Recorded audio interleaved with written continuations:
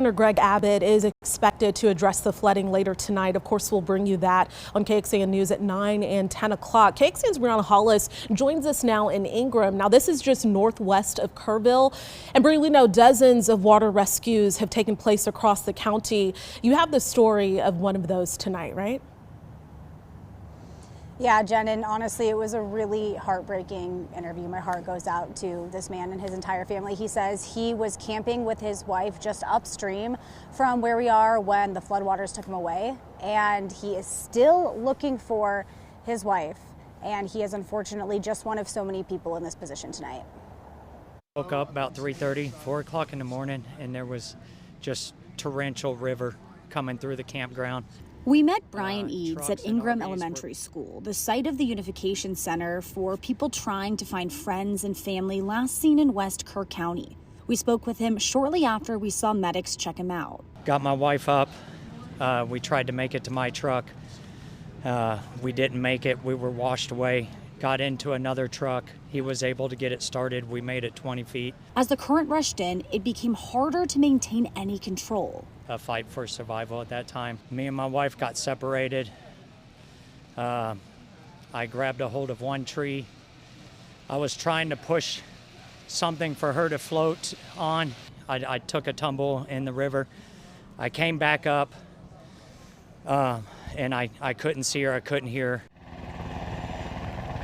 Kerr County officials said they had, quote, every asset available, including state and federal resources, on hand to rescue people like Eads and search for everyone, like his wife, who's unaccounted for. It's a lot of devastation out here.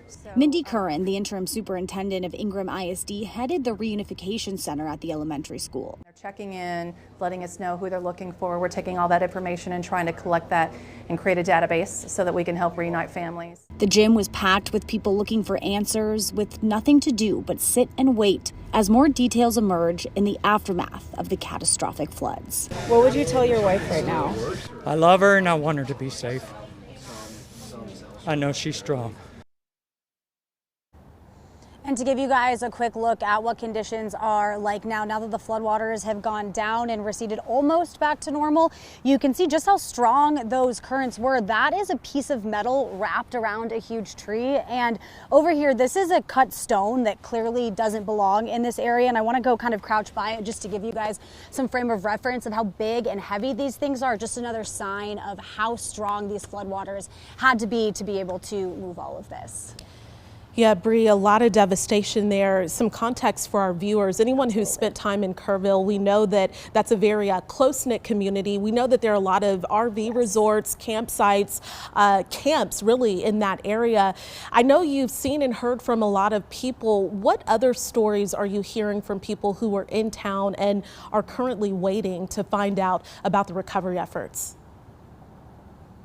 Honestly, the main thing is something that we have addressed already, which is the concern for these campers. When I went to the reunification center, that's what most of the people there were waiting for. They were coming up to me, seeing me in our KXAN logo, asking if I had any information. And we, of course, don't want to speculate. So we've been waiting on getting that official information. When our photographer Tim and I were down here getting ready to speak with you guys at 4:30, some people drove down, coming, asking us, just hoping that we had some kind of information on that. So I would say that is what is the most top of mind for everyone here right now. All right, Brianna Hollis, live for us in Kerr County. Thank you so much. The National